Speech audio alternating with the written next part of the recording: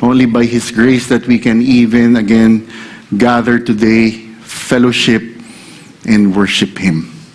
Okay, since it's our anniversary today, God's grace and gift to us is we're going to cover 2 chapters. Chapters 30 and 31. Okay, since we're covering 2 chapters, if I'm not mistaken, it's almost 100 verses. We're not going to read it all together. Okay, but we will read it as we go through the narrative, as we look into the verses. Okay, but we entitled the passage for today, Trusting and Patiently Waiting. Trusting and patiently waiting. We divide it in 2 parts. Chapter 30 is God's grace and mercy, and the second part will be God's direction and protection. Before we jump into the verses, may I ask, how are we with this truth of trusting? How are we with this truth of trusting? If we say it within our friends or within our family, what makes us trust a person?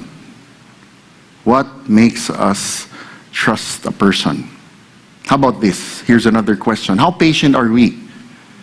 How patient are we? Especially with all these things happening around us, to those who have a chance to maybe drive within the metro, diba? Really, the roads in Metro Manila is really a test of patience, would you agree? Even to the commuters, diba? I don't know if you saw that in social media, yung illustration from Nichols, Bikutan, Sukat, in Alabang was illustrated in what? Planets. No? It takes light years to travel from Bikutan to Sukat to Alabang. But you know what? You know what? In all these things happening around us, what we can just completely rely on, what we can really secure us is what? In all these things happening is God's grace, God's mercy, and that He is always sovereign, no matter how things are happening around us. We start with the first division in chapter 30, God's grace and mercy. Again, I'm reading from the NAS version, so whatever version you have with you, you could follow with me through the PowerPoint in front or through your own Bibles. God's grace and mercy. Verse 1. Now, when Rachel saw that she bore Jacob no children, she became jealous of her sister. And she said to Jacob, "Give me children or else I die." From our previous chapter, from what Pastor George preached, we saw that while Leah was very busy producing one offspring after another for Jacob. Leah, in fact, already bore, I think, 4 sons for Jacob as we enter chapter 30. And because of that, from the verse that we just read, verse 1, we see that Rachel, on the other hand, became jealous. Jealous all because of the reason that she bore no children for Jacob. And because of that, out of desperation, she tells Jacob to give her children or else she would die. So as this happened, verse 2 says, "Then Jacob's anger burned against Rachel, and he said, 'Am I in the place of God, who has withheld from you the fruit of the womb?'" From Jacob's reply, we can see that he was angered by Rachel's outburst. From the very statement of Jacob, we can see that Jacob knew and understood that it was God who was sovereign. And it was God who opened and closed wombs. So what happened? Verse 3. She said, "Here is my maid Bilhah. Go into her that she may bear on my knees, that through her I too may have children." So she gave him her maid Bilhah as a wife, and Jacob went into her. We now see that instead of submitting and bowing before God in prayer, even after Jacob emphasized that God was the one sovereign over the situation, we see Rachel hastily providing a solution to her childbearing problem by giving Jacob her maidservant Bilhah to bear children for her. Familiar, di ba? Like Lola, like Apo. Now, although this setup was an acceptable custom during that time, since people then believed that more children meant more security for them, specifically when they grow old, such act was proof of their lack of faith. Okay, just to clarify, very much like what is happening today, it does not mean that what is acceptable does not necessarily mean it's biblical. Okay?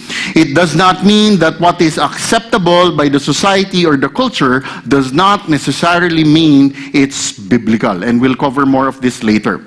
So as this happened, what next was said? Verse 5. Bilhah conceived and bore Jacob a son. Then Rachel said, God has vindicated me and has indeed heard my voice and has given me a son. Therefore, she named him Dan. Rachel's maid Bilhah conceived again and bore Jacob a second son. So Rachel said, with mighty wrestlings I have wrestled with my sister, and I have indeed prevailed. And she named him Naphtali. From the verse we see that Bilhah bears two sons for Jacob, Dan and Naphtali. So the score now is Leah 4, Rachel 2, through her maidservant Bilhah. The verse then proceeds by saying, verse 9, when Leah saw that she had stopped bearing, she took her maid Zilpah and gave her to Jacob as a wife. Leah's maid Zilpah bore Jacob a son. Then Leah said, how fortunate. So she named him Gad. Leah's maid Zilpah bore Jacob a second son. Then Leah said, happy am I, for women will call me happy. So she named him Asher. So we see from these verses that it came to a point that Leah was not able to conceive. And since Rachel was catching up with her through Rachel's maidservant, Leah then likewise follows Rachel's example by giving her maidservant Zilpah to Jacob to bear more children in her behalf. So what happened? Obviously, Jacob obliged. And Zilpah bore him two boys, Gad and Asher.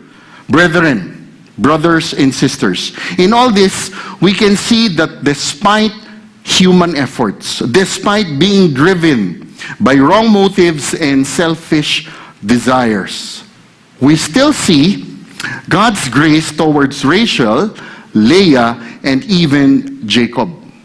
God's grace was so evident as he gave Jacob many children. And not just that. We also say God's grace and even mercy, all because God could have simply what?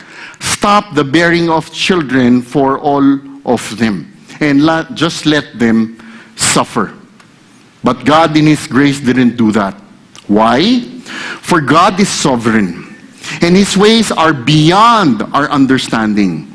Again, some might say, bakit ganyan? Grabe sila, no? Actually, when I was going through this for the past 3 weeks, I've been really preparing for this for the past 3 weeks.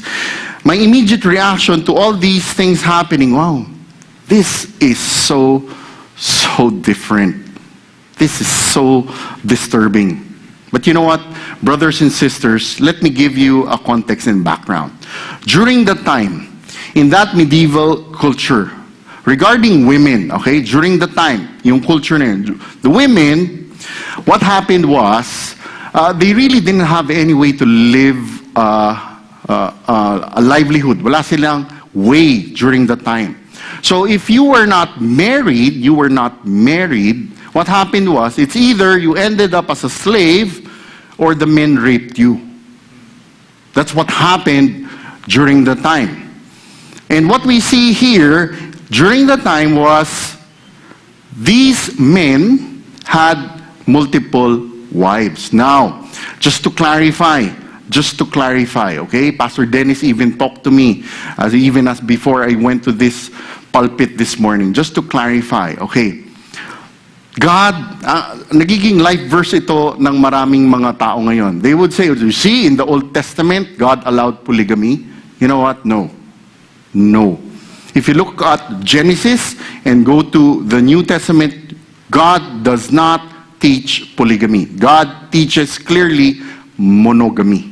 So this is not a life chapter for those who are even thinking about it. Okay? God does not allow polygamy. But how come we see this account here? You know what? This is very much an obvious truth of what? God's grace. God's grace to them. Why? Ito yung part ng narrative na hindi natin pwedeng i-take out of context. Okay? We cannot just take this and use it during our time. You see? So I can have many wives. No, that was not the case.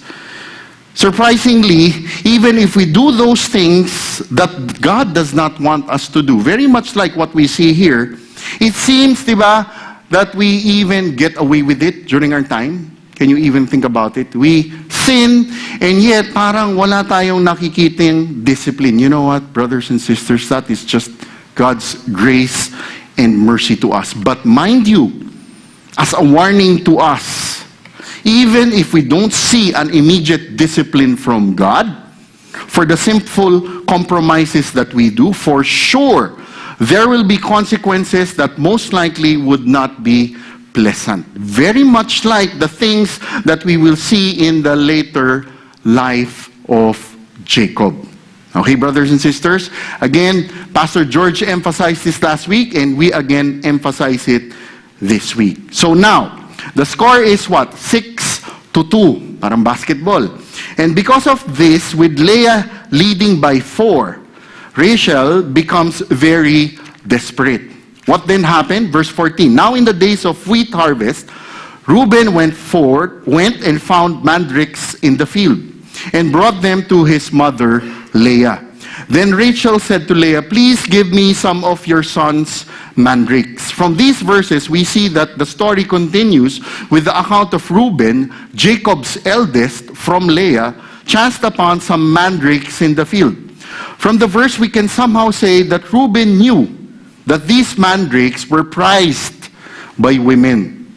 And so what Reuben did was that he plucked some of these mandrakes for his mother Leah. Now some might ask, what's a mandrake? What's a mandrake? A mandrake is a small orange-colored berry-like fruit. And during the time, it was much esteemed as an inducer of fertility. Some commentaries say that this was an aphrodisiac. Now, because of this was most likely the reason why Rachel and Leah wanted to have it. What then does the verse say? Then Rachel said to Leah, please give me some of your son's mandrakes. But she said to her, is it a small matter for you to take my husband? And would you take my son's mandrakes also? So Rachel said, therefore, he may lie with you tonight in return for your son's mandrakes. So the verse says that the sisters bargained for the precious mandrakes. In exchange for the mandrakes of Leah, Rachel offered that Jacob spend the night with Leah. And basing it from the verse, we can say that Leah agreed too. So, look at verse 16. When Jacob came in from the field in the evening, then Leah went out to meet him and said, you must come in to me, for I have surely hired you with my son's mandrakes. So he lay with her that night. God gave heed to Leah, and she conceived and bore Jacob a 5th son. Then Leah said, God has given me my wages, because I gave my maid to my husband. So she named him Issachar. Leah conceived again and bore a 6th son to Jacob. Then Leah said, God has endowed me with a good gift. Now my husband will dwell with me, because I have borne him 6 sons. So she named him Zebulun. Afterward, she bore a daughter named her Dinah. Leah must have really wanted to bear more children for Jacob through her own conceiving and not through her maidservant. And since she was not able to bear children, Leah must have brought her concerns before the Lord, which most likely God heard, all because verse 17 says, God gave heed to Leah, not just once, but thrice, because Leah bore Jacob the 5th and 6 sons, Issachar and Zebulun, and later a daughter named Dinah. So, as all this happened for Leah, what then happened for Rachel? Verse 22, then God remembered Rachel, and God gave heed to her, and opened her womb. So she conceived and bore a son, and said, God has taken away my reproach. She named him Joseph, saying, "May the Lord give me another son." From the verse, we see that God did not forget about Rachel.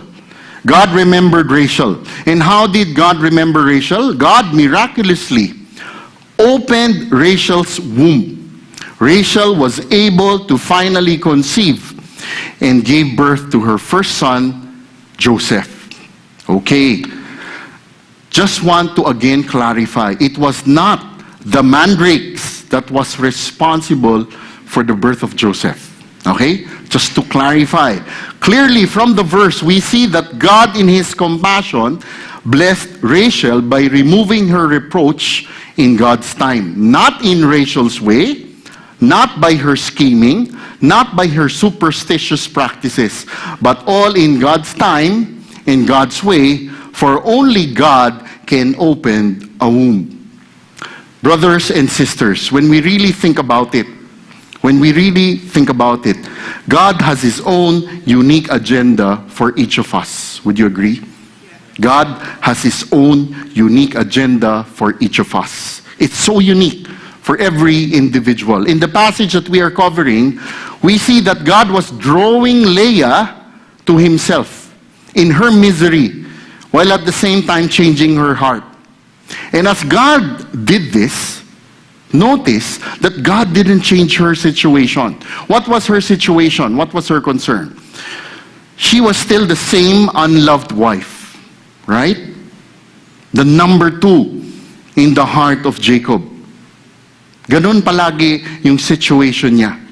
However, in God's loving faithfulness, God gave Leah everlasting riches. And why do we say this was so?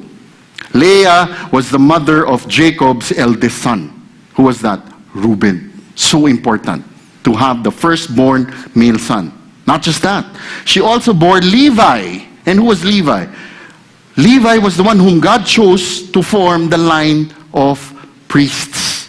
And her fourth son, who was that? Judah, was the great ancestor of the Jews. For it was from Judah that King David descended.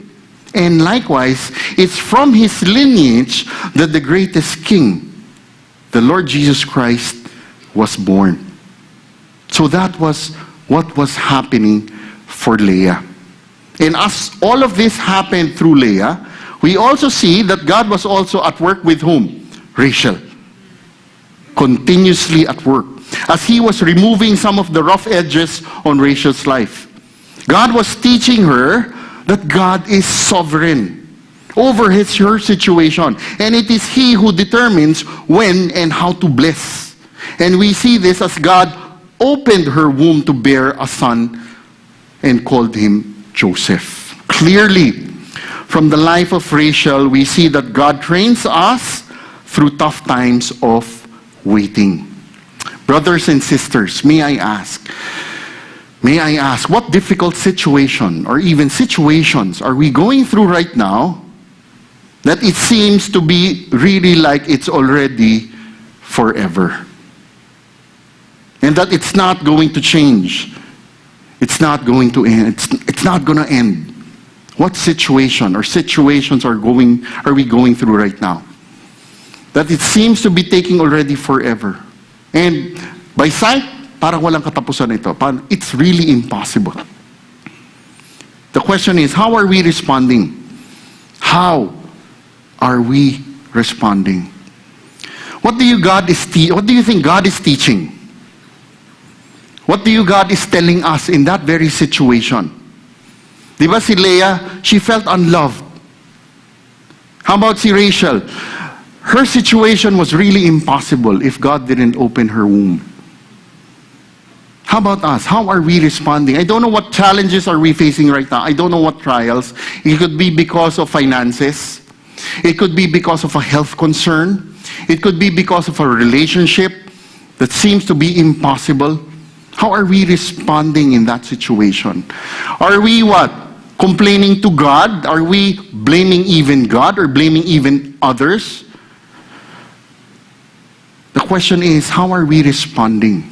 What do you think God is telling us in that very situation? Do we just want to throw in the towel na ayoko na? I don't want na. The more I get closer to God, the more I try to be faithful by God's grace to God, parang patindi ng patindi. You know what? Brothers and sisters, from this very account, we will clearly see, we will understand that since God is sovereign, all we have to do is what? Just trust and just patiently wait. So, as we saw the sons of Jacob through Leah, Rachel and their maidservants, the verse proceeds by saying, verse 25, now it came about when Rachel had born Joseph, that Joseph said to Laban, send me away that I may go to my own place and to my own country. Give me my wives and my children, for whom I have served you, and let me depart, for you yourself know my service which I have rendered you. By now Jacob had a big family, and thought it was time to head back home. After all, he had already fulfilled his obligation to Laban. How many years? During this time, this verse, 14 long years. And what was unique about it? 14 long years of what? Free labor. Jacob's productive work greatly benefited Laban. But up to this point, Jacob had nothing that truly belongs to him. Laban himself for sure witnessed the growth of his enterprise in the hands of Jacob. And because of that, Laban was willing to make any bargain just to keep Jacob to work for him. Hence, we see in the next verse, verse 27, but Laban said to him, if now it pleases you, stay with me. I have divined that the Lord has blessed me on your account. He continued, name me your wages and I will give it. But he said to him, you yourself know how I have served you, and how your cattle have fared with me. For you had little before I came, and it has increased to a multitude. And the Lord has blessed you wherever I turned. But now, when shall I provide for my own household also? From these verses, we see that even though Laban witnessed that it was because of Jacob that his enterprise grew, we see here that Jacob was not going to take credit for the blessing Laban enjoyed. For he said in verse 30 that it was the Lord who blessed him. Hindi kiniklaim ni Jacob na siya yung magaling, but it was really the Lord who blessed him. Verse 31, so he said, what shall I give you? And Jacob said, you shall not give me anything.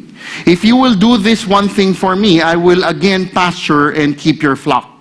Let me pass through your entire flock today, removing from there every speckled and spotted sheep, and every black one among the lambs, and the spotted and speckled among the goats. And such shall be my wages.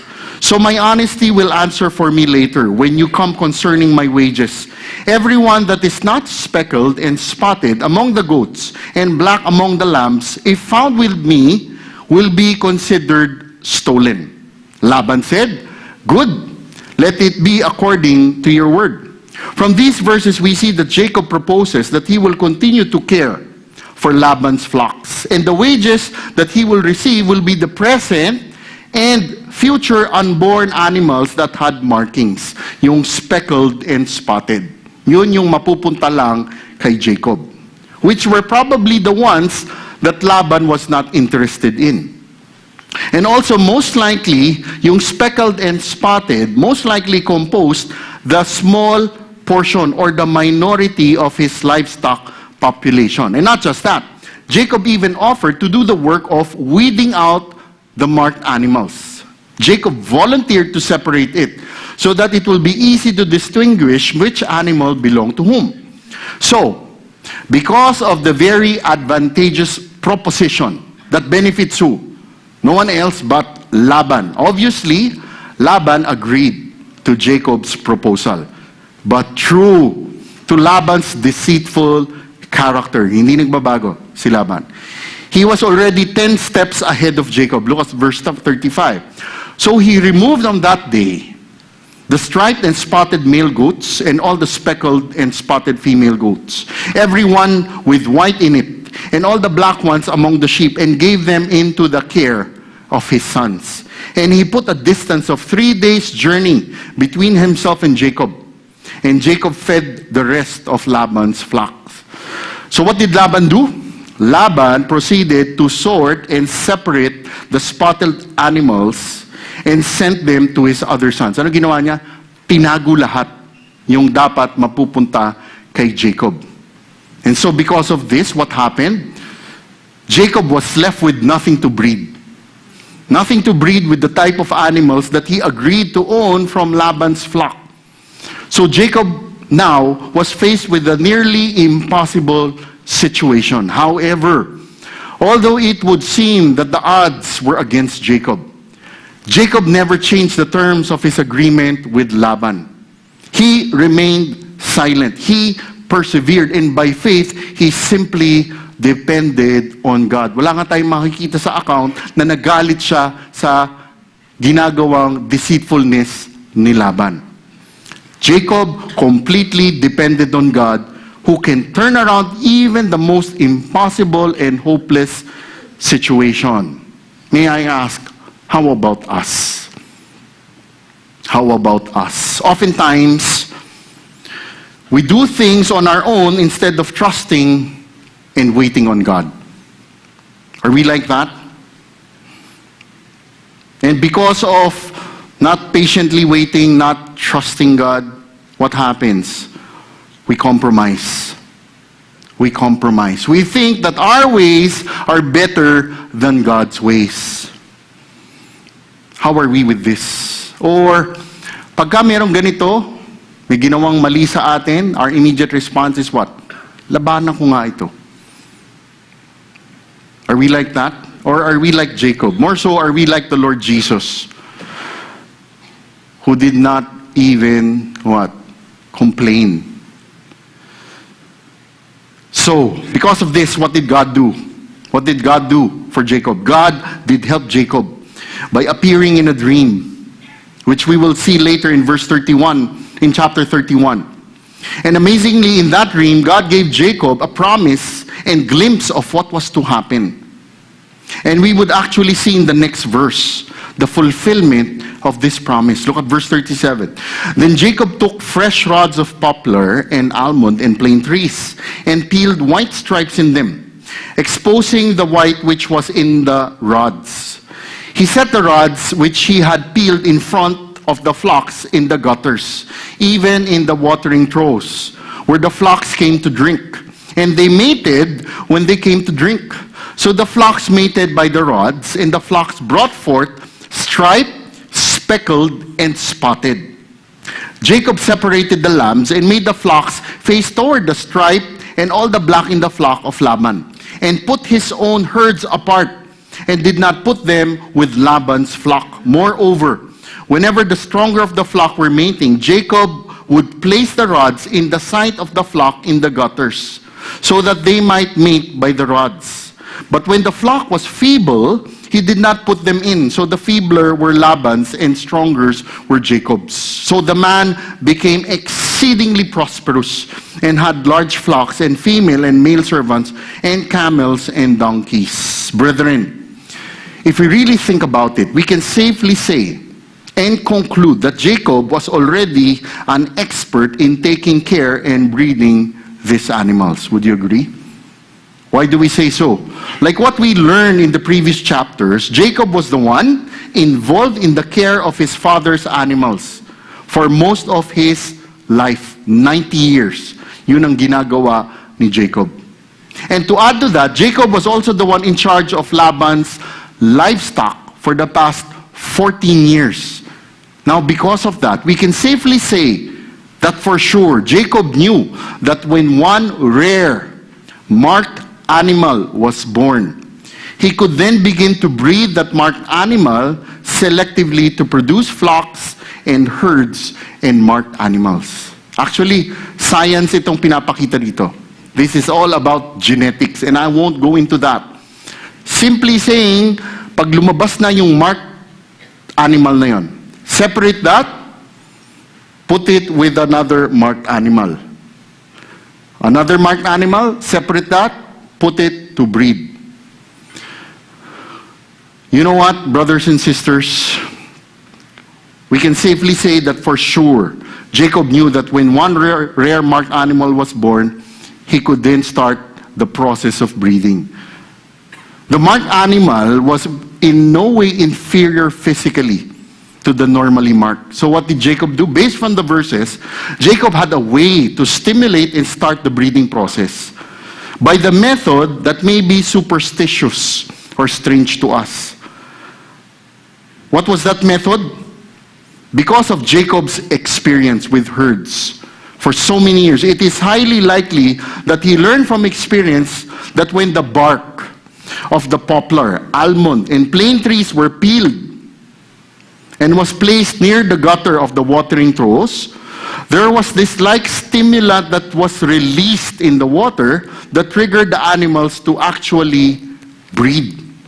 If you look at verse 38, the word the bread is literally in Hebrew to be hot, or as instead of animals, to be in heat. So what happened? Jacob's plan was successful. He was able to grow his own flock, separate from the normally colored ones of Laban. Jacob's system worked to his own advantage and not for Laban, who had for years taken advantage of him. And again, Jacob, recognizing the sovereignty of God, what?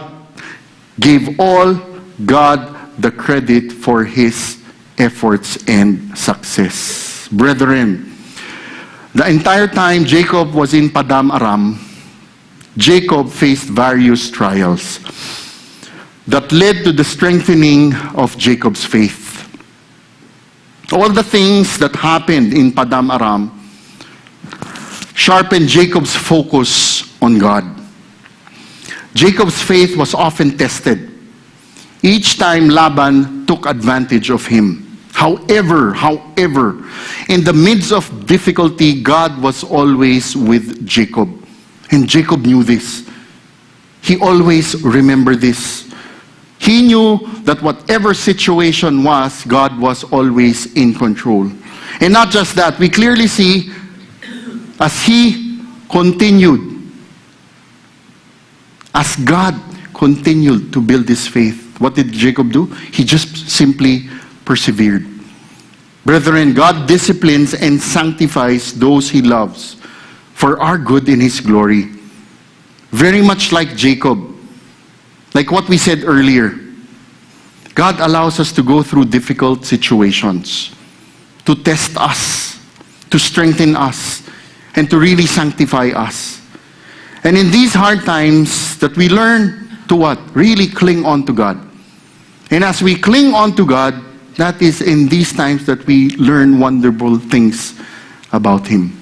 Again, may I ask, what trials are we going through today? What trials? If we say that we are very much like in Jacob's situation, taken advantage of for so long, how have we responded? How have we responded? When we are tempted to do what God does not want us to do, what do we do? When we are tempted to do what God does not want us to do, what do we do? Do we compromise? Where do we usually seek comfort and peace during difficult times? What do we do? Or where do we go to? Do we seek the company of friends? Or do we engage in activities to distract us? Or do we sincerely seek God's comfort and wisdom by spending time with him and knowing him through his word? You know what, brothers and sisters? Easier said than done, right? When the rubber meets the road, when you are there, oh, this is so tough. This is so hard. And I was just imagining this for Jacob. It took what? 14 years. And nadagdagan pa ng 6 years. This was a 20-year thing for Jacob. I don't know how long are we in that situation already, if indeed you are going through one. I don't know. I'm not saying natatapusin na ni God yan soon. Maybe, baka nga, hindi tapusin ni God yan. God would just allow us to be in that very situation. But the question is, how are we responding? Is God glorified with our response? Or is someone else glorified? How about this? The other side of the coin. How are we kaya like Laban? I pray na wala naman. How are we like Laban that we use and abuse God's people for our own advantage? Stern warning for us if we are like that, brothers and sisters. Why? For God protects His own. God protects His own. And with that, here's the second division, God's direction in God's protection. Verse 1, Now Jacob heard the words of Laban's sons, saying, Jacob has taken away all that was our father's, and from what belonged to our father he has made all this wealth. Brethren, this was now the result of Jacob's success in breeding the marked animals. Because of what happened, Laban's sons were now complaining and were most likely threatened. And not just that, look at verse 2. Jacob saw the attitude of Laban, and behold, it was not friendly toward him as formerly. From this verse, we also see that Jacob observed that the attitude of Laban changed. Nagbago na, hindi na friendly si Laban sa kanya. Now, with all these things happening, notice what else did the verse say. Look at verse 3. Then the Lord said to Jacob, Return to the land of your fathers and to your relatives, and I will be with you. From this verse, we can say that God was already finished with Jacob's training program under Laban. It was now time for Jacob to go back to the place where God's promises were centered. Jacob was going to go back to where his father, Isaac, lived. However, the challenge to all of this was this. Jacob knew that Laban was not going to let him go easily. Especially now that their family were under the impression that he took everything that Laban owned, thus affecting Laban's son's future inheritance. Sobrang dami na ng livestock ni Jacob. Yung kay Laban, naging onti na, jutay. So, because of this, the verse proceeds by saying, verse 4, So Jacob sent and called Rachel and Leah to his flock in the field, and said to them, I see your father's attitude, that it is not friendly toward me as formerly. But the God of my father has been with me. You know that I have served your father with all my strength. Yet your father has cheated me and changed my wages 10 times. However, God did not allow him to hurt me. If he spoke thus, the speckled shall be your wages, then all the flock brought forth speckled. And if he spoke thus, the stripe shall be your wages, then all the flock brought forth stripe. Thus, God has taken away your father's livestock and giving them to me. And it came about at the time when the flock were mating that I lifted up my eyes and saw in a dream. And behold, the male goats which were mating were striped, speckled, and mottled. Then the angel of God said to me in the dream, Jacob. And I said, Here I am. And he said, Lift up your eyes and see that all the male goats which are mating are striped, speckled, and mottled. For I have seen all that Laban has been doing to you. From these verses, we see that Jacob summoned his wife for a secret meeting in the field to share with them the complete picture of the situation that they were in. And notice closely, just to highlight, again to emphasize, throughout his explanation from verse 5 up to 13, we can see that Jacob wanted his wives to see what? How God Almighty has always been sovereign and faithful over every situation that he was going through. Grabe tong si Jacob dito. He wanted to always show to his wives and kanina kay Laban and to the people observing that it was God alone who was in control of the situation. And we see that in verse 5, that God has been with him. In verse 7, it says, God did not allow Laban go harm Jacob.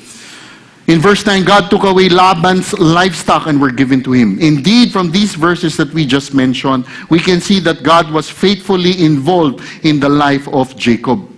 And that Jacob recognized it. How about us? How about us? Do we really recognize God's hands in our lives? Especially in times of prosperity? How about in times of adversity? Just to clarify, brothers and sisters, make sure that the problems that we are going through is not a form of discipline. Okay, iba yon kung discipline yan because of our sin. But if it is just because God loves us and He sanctifies us, how have we responded? Or what do we do? Do we really see God's hand in it? So after all of that, what else was next said about God? Verse 13, I am the God of Bethel, where you anointed a pillar, where you made a vow to me. Now, arise, leave this land, and return to the land of your birth. We see from this verse that Jacob caps his narrative by saying that God was instructing him to go back home. And when this was said, how did Rachel and Leah respond? Verse 14, Rachel and Leah said to him, do we still have any portion or inheritance in our father's house? Are we not reckoned by him as foreigners? For he has sold us, and he has also entirely consumed our purchase price.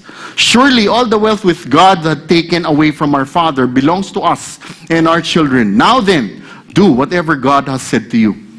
Upon hearing all this, Rachel and Leah need no further convincing. In fact, they were in favor of Jacob's plan to obey God and head back to Canaan.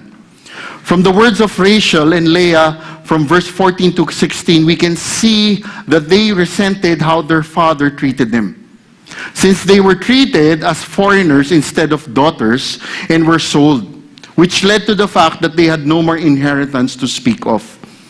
So as this happened, the verse proceeds by saying, then Jacob arose and put his children and his wives upon camels. And he drove away all his livestock and all his property which he gathered, his acquired livestock which he had gathered in Padam Aram, to go to the land of Canaan to his father Isaac. When Laban had gone to shear his flock, then Rachel stole the household idols that were her father's. And Jacob deceived Laban the Aramean by not telling him that he was fleeing. So he fled with all that he had. And he arose and crossed the Euphrates River and set his face toward the hill country of Gilead. Brothers and sisters, because of what was already happening, after Jacob observed that Laban's treatment of him was not that friendly anymore, Jacob thought that the best way to leave would be by slipping away quietly. Hence, we see from the verse that Jacob left without telling Laban. No time was wasted. Jacob and his family, along with his possessions, left for Canaan. Indeed, this was quite a contrast when Jacob arrived, when it all started. When Jacob arrived, he was alone in Haran and was now leaving with a large caravan for Canaan. But before they left, we can see that Rachel stole some small idol figurines. Now, we don't exactly know why she stole them. But perhaps, maybe some commentaries say, she thought it would keep them safe during the journey. Verse 22, when it was told Laban on the third day that Jacob had fled, then he took his kinsmen with him and pursued him in a distance of 7 days' journey. And he overtook him in the hill country of Gilead. God came to Laban, the Aramean, in a dream of the night and said to him, be careful that you do not speak to Jacob either good or bad. So Jacob, along with his family, flocks and servants, left Haran. And although Laban was able to catch up with the entourage, God continued to keep Jacob safe. For he appeared to Laban in a dream, warning him not to say anything to Jacob, good or bad. And because of this, there was nothing Laban can do to force his way into the situation. Verse 25, Laban caught up with Jacob. Now Jacob had pitched his tent in the hill country, and Laban with his kinsmen camped in the hill country of Gilead. Then Laban said to Jacob, what have you done by deceiving me and carrying away my daughters like captives of the sword? Why did you flee secretly and deceive me, and did not tell me, so that I might have sent you away with joy and with songs, with timbrel and with lyre, and did not allow me to kiss my sons and my daughters? Now you have done foolishly. It is in my power to do you harm. But the God of your father spoke to me last night, saying, be careful not to speak either good or bad to Jacob. Now you have indeed gone away because you long greatly for your father's house.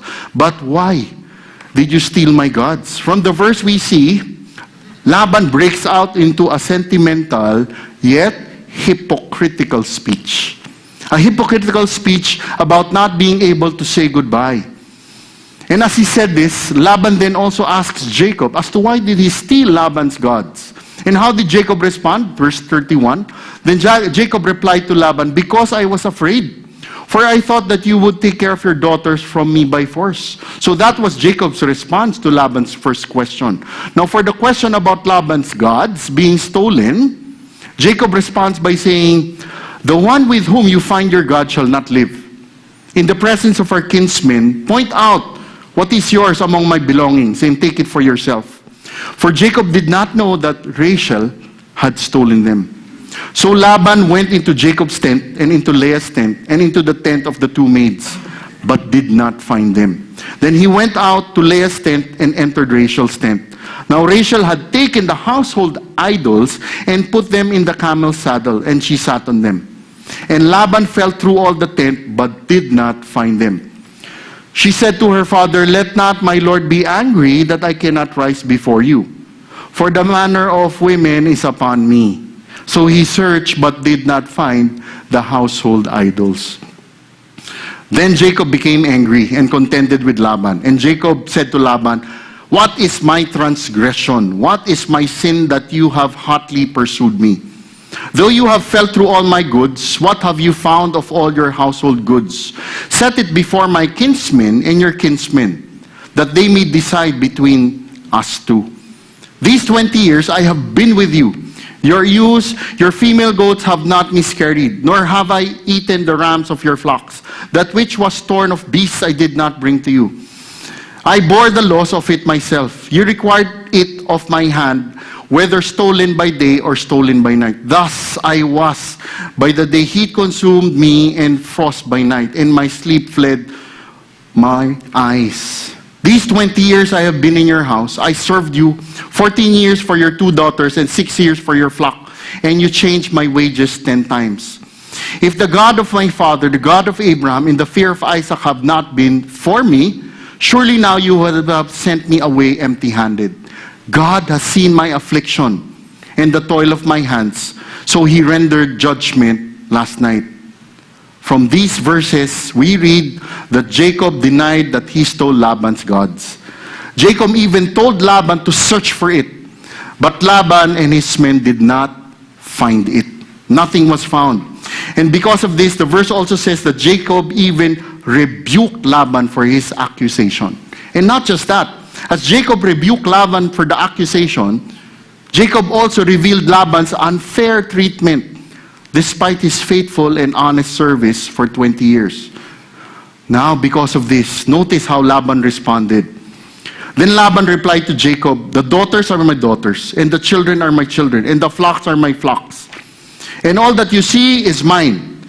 But what can I do this day to these my daughters, or to the children whom you have borne? So, most likely, Laban was trying to save his face. Trying his best to save his face. After Jacob revealed his deceptive schemes publicly, Laban makes a final claim that all that Jacob had were in fact his. Sadly, Laban's words no longer had any bearing, for God had evidently shown favor on Jacob. Now, most likely because of what was already happening and transpiring, Laban feared that Jacob might harm him in the future. And because of that, Laban initiates a treaty between him and Jacob. And if you read verse 44 up to 54, brothers and sisters, we would find from the verses what? That in the middle of that treaty, who was in the middle? God. God was in the center of that treaty. Interesting enough, with God being in the center of that treaty, without any violent reaction from Laban, even if God was in the middle, tandaan natin maraming mga Diyos-Diyosan si Laban. Laban did not respond. Natakot na si Laban. Natakot na si Laban. Because he saw from the life of Jacob who God really was. And as this happened, They had a meal, slept, and finally parted ways the next day.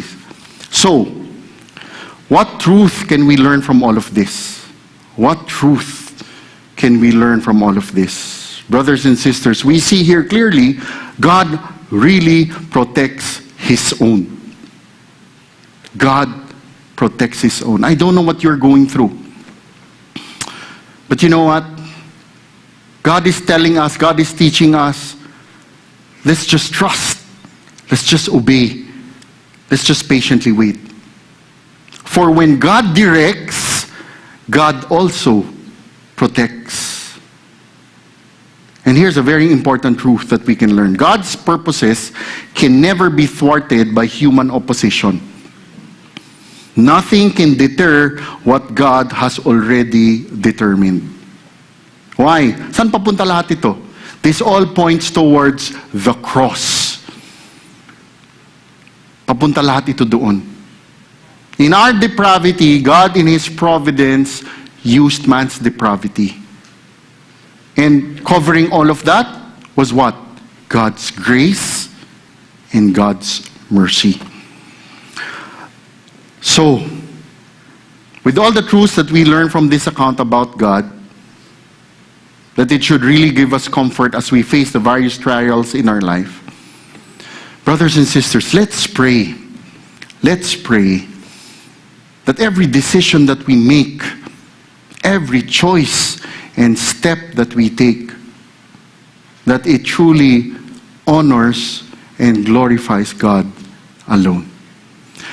Let's spend a minute or two to really just reflect on all the truths that we just learned. The final benediction and blessing. That's what the apostle wrote. Therefore, my beloved brethren, be steadfast, immovable, always abounding in the work of the Lord, knowing that your toil is not in vain in the Lord. Have a blessed Sunday, brothers and sisters.